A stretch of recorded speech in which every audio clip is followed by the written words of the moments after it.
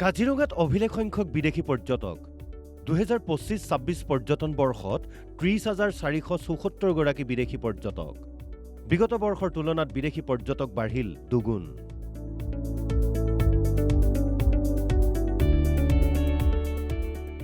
কাজিৰঙাত হাতী ছাফাৰী বন্ধ হ'ল যদিও জীপ ছাফাৰী অব্যাহত আছে।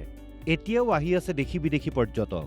ৰাষ্ট্ৰীয় উদ্যানখনৰ কৰ্তৃপক্ষই দিয়া তথ্য অনুসৰি 2025-26 বৰ্ষত যোৱা 31 মাৰ্চলৈকে কাজিৰঙালৈ অহা পৰ্যটকৰ মুঠ সংখ্যা হ'ল 4,68,147 জন।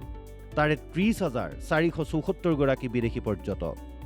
2023-24 বৰ্ষত বিদেশী পৰ্যটক আছিল 13,919 জন।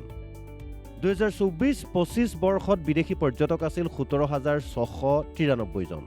অৰ্থাৎ পূৰ্বৰ দুটা বছৰত যিমান বিদেশী পৰ্যটক আহিছিল, এইবাৰ এটা বছৰতেই প্ৰায় সিমান সংখ্যক বিদেশী পৰ্যটকে দৰ্শন কৰে আমাৰ অতি মৰমৰ কাজিৰঙা, যিটো এটা অভিলেখ।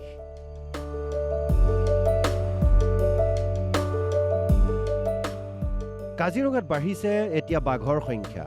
সঘনাই দেখিবলৈ পোৱা যায় ঢেকীয়াপতীয়া বাঘ।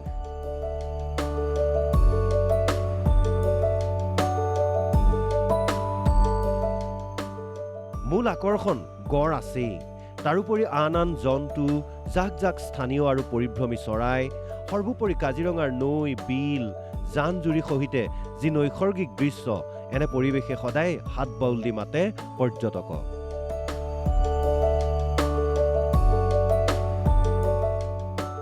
কাজিৰঙাৰ পৰা চন্দন নাথৰ ৰিপৰ্ট, অসম লাইভ 24।